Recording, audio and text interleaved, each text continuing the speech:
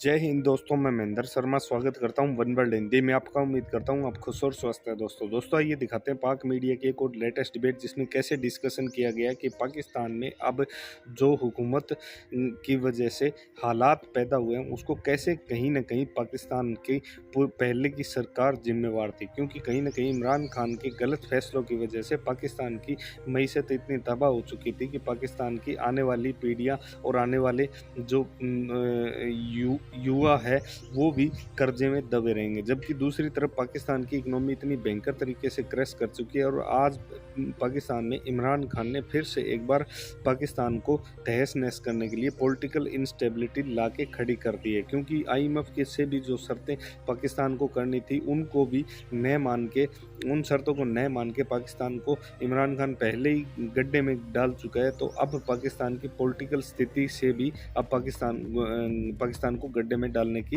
तैयारी में है। तो कहीं ना कहीं आज पाकिस्तान की जो स्थिति है उसका कहीं ना कहीं जिम्मेवार सिर्फ और सिर्फ इमरान खान है, जबकि उनके नेता मीडिया में आके अपने आप को डिफेंड करते रहते हैं और अपनी जो उपलब्धियां हैं वो बताते रहते हैं, जबकि पाकिस्तान के लिए ऐसी कोई उपलब्धि आज तक इमरान खान की सरकार ने ली नहीं है। तो दोस्तों देखिए डिबेट, पाकिस्तान की इकोनॉमी पे बहुत ज़बरदस्त विश्लेषण किया गया है। तो दोस्तों देखिए डिबेट और कमेंट में अपनी प्रतिक्रिया जरूर दें। लास्ट में आपसे रिक्वेस्ट करूँगा, चैनल पर नए हैं तो चैनल को सबसे पहले सब्सक्राइब करें, लाइक शेयर कमेंट जरूर करें। दोस्तों जय हिंद, वंदे मातरम, भारत माता की जय। दोस्तों कराची में कहा था कि उसामा बिन लादेन से उन्होंने पैसे लेके बेनजीर भुट्टो की हुकूमत गिराई थी, शायद वो वाला उनकी तकरीर उनके आड़े आ रही है।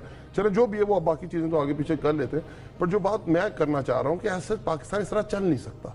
पाकिस्तान के अंदर आप देखें, आप देख क्या चीजें दो रहे हैं, एक आप सिक्योरिटी मैटर्स देख रहे हैं और दूसरी आप मईशत देख रहे हैं, और दोनों चीजों आपके सामने दोनों चीजें नहीं चल रही। कह रहे हैं मईशत ठीक हो रही है, पेट्रोलियम आपको बता देते हैं आने वाले दिनों में कम हो रही है और डॉलर भी नीचे आना शुरू हो गया। वो तो कह रहे हैं रिवाइव हो रही है। आज कॉन्फिडेंस आया था पाकिस्तान की मईशत, और उसके बाद जो 2021-22 की इकोनॉमिक सर्वे रिपोर्ट दी थी, नून लीग की गवर्नमेंट में दी थी उन्होंने, हमने नहीं दी थी जब इनकी गवर्नमेंट आ चुकी हुई थी, उसके अंदर जितने इशारिये थे, चाहे वो ग्रोथ का इशारिया हो, चाहे वो जॉब्स का इशारिया हो, चाहे लार्ज स्केल मैन्युफैक्चरिंग का इशारिया हो, चाहे स्मॉल मीडियम इंटरप्राइजेस का इशारिया हो, चाहे एग्रीकल्चर के इशारियां हो, चाहे वो स्टॉक एक्सचेंज के अंदर हो, चाहे पाकिस्तान के फॉरेन रिजर्व्स के अंदर हो, तो ये सारे के सारे इशारे तो बहुत जबरदस्त जा रहे थे। अब आपके पास ऐसी कौन सी जादू की छड़ी है कि महीने के अंदर आप जो है इन्हें घुटनों पे ले आएंगे कि वो घुटनों पे छोड़े और इंतखाबात पे चले जाएंगे? ये देखें ना, जो ऐसा करेंगे घुटनों पे, तो ये पहले ही है। जो ये क्या कह रहे हैं, मेरी बात जरा समझिएगा। ये मरियम नवाज की तकरीर बड़ी मशहूर तकरीर है, उसने ये कहा कि तरीके इंसाफ के लोग हेलमेट पहन के हलकों के अंदर जाएंगे, और हम तो चाहते हैं कि ये गैर आईनी हुकूमत है, ये सिलेक्टेड हुकूमत है, फिल फॉर इलेक्शन होने चाहिए, और जो इनकी मैंडेट है वो धांधली ज़्यादा है। अब उसी मैंडेट के थ्रू ये वजीर आजम बन गए, उसी मैंडेट को आईनी मान के मौलाना फजल रहमान एक अंदर मौजूद एक ऑप्शन है, उसके तहत गवर्नमेंट में आए। बिल्कुल ठीक बात, आप बिल्कुल ठीक कह रहे हैं। मैं ये तो कह रहा हूं, मैं तो आपको यही कह रहा हूं कि मरीम नवाज क्या कहते थे, मैं ये तो नहीं कह रहा गैर। वो तो जाहिर है उन्होंने तो कहा था कि लोली लंगड़ी हुकूमत है, वो काफी बात है, क्योंकि वो मिफ्ता साहब कह रहे हैं हमजा शहबाज जो इंग्लैंड गए, उनकी कमर की दर्द अच्छा चलो ठीक हो गई, और 17 अगस्त की वो जो पेशी है वो भी अब इंग्लैंड से वो शायद मेरे ख्याल जूम के थ्रू अटेंड करेंगे। तो हम तो यही कह रहे हैं, ट्राई टू अंडरस्टैंडिंग, क्या हाथ से हर चीज की। मिफ्ता क्या कह रहा है कि दुनिया हमें पैसे नहीं दे रही। मिफ्ता ने आज जो प्रेस कॉन्फ्रेंस की है उसके अंदर उसने क्या कहा है, दुनिया हम पे एतबार करने से इनकार कर चुकी हुई है। आपने कितने परसेंट कॉन्फिडेंट है कि इस बार इलेक्शन हो जाएगा? आप समझते हैं? खान साहब कह रहे थे, हमें बता रहे थे कि 2022 में इंतखाबात हो जाएंगे इंशाल्लाह ताला जी, और रास्ता ही कोई नहीं है। अब ये तो डिटों की तरह बैठे हुए हैं और कोई इनके पास ऐसा हमेशा वो बेचारे मैं मुसद्दिक साहब से जरा पूछ लेता हूं कि ऑप्शन ही कोई नहीं है, रास्ता ही कोई नहीं है। मुसद्दिक मलिक साहब क्या ऐसा ही है कि कोई ऑप्शन, कोई रास्ता नहीं रहा, आपको घुटने टेकने पड़ेंगे और 2022 में इंतखाबात आपको उस तरफ जाना पड़ेगा? खान साहब बड़े कॉन्फिडेंट थे बाय द वे कि 2022 के अंदर ही दिसंबर तक इंतखाबात हो जाएंगे, और उस पर आप वो जलसा भी कर रहे हैं, आपको महीने का अल्टीमेटम भी दे रहे हैं कि छोड़े हुकूमत और इंतखाबात में जाए। देखिए, मैं 2-3 चीजें जो सुनी है उन पे तबसरा करना चाहूंगा। पहली बात तो ये है कि अगर 2012, 13, 14, 15 में रिश्वत ली जाए तो वो रिश्वत नहीं है, मनी लॉन्ड्रिंग की जाए तो वो मनी लॉन्ड्रिंग नहीं है। और अगर किसी से 2012, 13, 14 में, वैसे तो ये आरिफ नकवी साहब से 25 साल से पैसे ले रहे हैं, लेकिन अगर 2014, 15, 12 में इन्होंने पैसे लिए और बाद में 1000 अरब डॉलर यानी 250 $1 बिलियन, $1,000 मिलियन, यानी 250 अरब रुपए का उनको फायदा इन्होंने दिया। कोयले का एक प्लांट जो उन्होंने कमिट किया हुआ था, हुकूमत पाकिस्तान से मुआहिदा किया हुआ था कि कराची के लोगों के लिए $1 अरब का वो एक कोयले का प्रोजेक्ट लगाएंगे, उसको खत्म कर दिया। तो ये पैसे लेके किसी को $1 बिलियन या 250 बिलियन रुपए की छूट देना, ये रिश्वत नहीं है, ये चोरी नहीं है। चले वो तो पुरानी बात है ना, ये कह रहे हैं 2012-13, ये अभी 2020, 21, 22 के अंदर जो मलिक रियाज से 450 कनाल जमीन ली है, वो रिश्वत नहीं है। और काबीना के अंदर फैसला करके उनको जो छूट दी है, वो पैसे जो हुकूमत पाकिस्तान के इस गरीब अवाम के पैसे थे, जो लंदन में जो पैसा पकड़ा गया मलिक रियाज का, वो पाकिस्तान के अकाउंट में आना था, वो उनके अकाउंट में जमा करवा दिया। यहाँ पे डॉक्यूमेंट सील करवाए, यहाँ से अपने एक वजीर को भेजा, जो इनका वो मिर्जा शहजाद अकबर था, जो इनका एडवाइजर था, उसने लंदन में जाके कागज साइन किए। ये चोरी नहीं है कि 450 कनाल जमीन ले लो और किसी के 250 जो हुकूमत के पैसे हैं $1 मिलियन उसको दे दो, ये चोरी नहीं है। तो ये क्या है भाई, ये क्या बातें कर रहे हैं? हमने पहले ले लिए, बाद में ले लिए। सफिशिएंट के इमरान खान को आउट कर दिया जाए, जो वो कह रहे हैं मुझे टेक्निकली नॉकआउट करने की कोशिश हो रही है, ये सफिशिएंट होगा उन्हें सियासत? भाई मैं तो आपसे सीधी बात करता हूं कि अगर कोई शख्स रिश्वत लेके किसी को $1 अरब का फायदा पहुंचाए, 250 अरब रुपए का फायदा पहुंचाए, उसको मुल्क की हुक्मरानी देनी चाहिए। आप ऐसा करें, मेरी बात छोड़ें, मुदस्सर नजर का इंटरव्यू जो उन्होंने दिया, शायद आप ही के चैनल को दिया या किसी और चैनल को दिया, जरा वो चला दें, जिसमें वो कह रहा है कि हम तो शौकत खानम के लिए फंड रेजिंग कर रहे थे, मगर इन्होंने तो आगे पैसे दे दिए डॉक्टर साहब।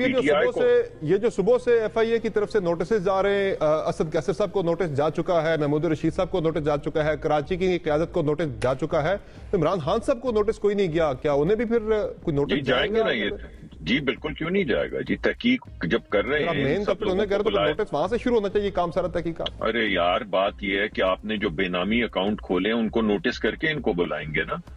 यानी आपने कितने प्रोग्राम किए कि वो चपड़ासी को पैसे दे दिए, तो ये चपड़ासी जो 25,000 रुपए का मुलाजिम था, इसके अकाउंट में अरबों करोड़ों रुपए कहां से आ गए? ये मनी लॉन्ड्रिंग नहीं है। पाकिस्तान के अंदर इल्लीगल पैसा लाया गया, यानी पाकिस्तान का कानून ये कहता है कि आप किसी गैर मुल्की से पैसे नहीं ले सकते, इन्होंने ले लिए। किसी गैर मुल्की कंपनी से पैसे नहीं ले सकते, इन्होंने ले लिए। किसी गैर मुल्क से पैसे नहीं ले सकते, इन्होंने ले लिए। और क्योंकि ले नहीं सकते थे, एक सेकंड, क्योंकि ले नहीं सकते थे, इस वजह से मनी लॉन्ड्रिंग करने के लिए वूटॉन क्रिकेट क्लब बनाया, वरना सीधे भेज देते ना। आरिफ नकवी ने पैसे देने थे तो सीधे इधर दे देता। 2 मिलियन पाउंड देने थे, जिसके बदले में उसको 250 अरब रुपए का फायदा दिया, तो वो सीधा गलती से इधर भेज देता। ये वूटॉन क्रिकेट क्लब बना के वहां भेज के उसकी शक्ल ऐसे जैसे कोई सफेद पैसा है, काला पैसा, इल्लीगल पैसा यहां पे लाना, ये मनी लॉन्ड्रिंग नहीं है। अब आप मुझे बताएं, एक एटमी मुल्क की भाग दौड़ जो है आप किसी मनी लॉन्ड्रर या चोर को देंगे? कितनी अजीब सी बात है। वो कहते हैं हमने पहले। मैं दोबारा आपकी तरफ आऊंगा डॉक्टर साहब, इससे मैं दोबारा आपकी तरफ आऊंगा, चूंकि एक नुक्ता PTI एक और भी रेज करती है, इनके हामी भी करते हैं, देखें जी, कहते हैं जी कि ये लोग पैसा मुल्क से बाहर ले जाने पे इन पे हमने केसेस बनाए, ये हमारे पे केसेस बना रहे, मुल्क के अंदर पैसा लाने पे। इस पे मैं बाद में आपका कमेंट लूंगा। चोरी का हबीब अकरम साहब, इल्लीगल हबीब अकरम साहब, इस वक्त जाहिर है जब भी कोई लड़ाई होती है, दो फरीकैन के दरमियान एक तगड़ा होता है, दूसरा कमजोर फुटिंग भी होता है। आज जो हम लड़ाई देख रहे हैं, इमरान खान का टारगेट है किसी भी तरह से हुकूमत से बाहर निकालना है, इंतखाबात की तरफ जाना है। वो कल भी कह रहे थे, आप मेरे लिए पंजाब की हुकूमत इंपॉर्टेंट नहीं है, मेरे लिए इस वक्त इंतखाबात इंपॉर्टेंट है। और दूसरी तरफ आप देखें तो पूरा जोर इस वक्त लगाया जा रहा है कि इमरान खान को आउट करना है, सियासत से नाअहल करवाना है, जो खान साहब खुद भी कह रहे हैं कि टेक्निकल नॉकआउट करने की तैयारियां हो रही हैं। तो कौन इस वक्त आपको स्ट्रॉन्ग फुटिंग पे नजर आ रहा है, गवर्नमेंट की साइड से या इमरान खान आपको ज्यादा बेहतर स्ट्रॉन्ग फुटिंग पे नजर आ रहे हैं इस वक्त मौजूदा जो हालात चल रहे हैं? देखिए, इस लड़ाई के दो महाज हैं। अगर एक महाज ये देखा जाए कि जो इलेक्शन कमीशन ने फैसला किया है, जो मेरे ख्याल में पहले नजर है, और मैं उसके इस्तदलाल से इत्तफाक करता हूं, ना उसके नतीजे से इत्तफाक करता हूं, और इसलिए मैं उस पर, लेकिन अब जाहिर है उस फैसले को हम एज इट इज लें तो उसमें ऐसा लगता है कि जैसे हुकूमत के हाथ मजबूत हुए हैं।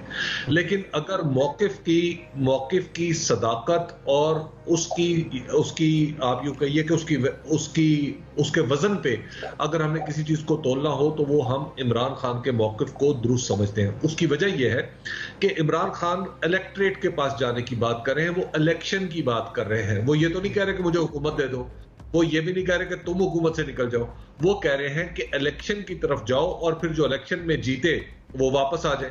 तो अब जब असेंबली अपने तकरीबन 5वें साल में दाखिल होने वाली है, तो ऐसे मौके पे अगर कोई पार्टी ये कहती है कि इलेक्शन जल्दी हो जाने चाहिए या इलेक्शन फौरी तौर पे करवाने चाहिए, तो इसमें तो कोई खराबी या बुराई नहीं है। हाँ, जहां तक नाअहल करवाने का ताल्लुक है तो मैं समझता हूं कि पाकिस्तानी सियासत से अब हमें इसको खुदा हाफिज कह देना चाहिए। हमने बहुत लोगों को नाअहल करवा के देखा, रिजल्ट्स हमारे मतलब के नहीं निकलते जो हम चाहते हैं। इसलिए अब हम ये नाअहली की तरफ ना जाएं, लोगों को अहल रहने दें, ये फैसला अवाम को करने दें कि कौन नाअहल है। तो इस पे तो आजकल नून लीग भी एक पूरा केस बना रही है। वो कह रहे हैं कि लेवल प्लेइंग फील्ड होनी चाहिए, नवाज शरीफ की नाअहली भी खत्म होनी चाहिए। वो कह रहे हैं कि चूंकि ये भी गलत नहीं कराए तो उसकी नाअहली भी खत्म करे, वो भी सारा गलत केस। पाकिस्तान में जो हमारी सियासी जमातें हैं ये दरअसल एक दायरे के अंदर सफर करती हैं, ये लीनियर सफर नहीं करती।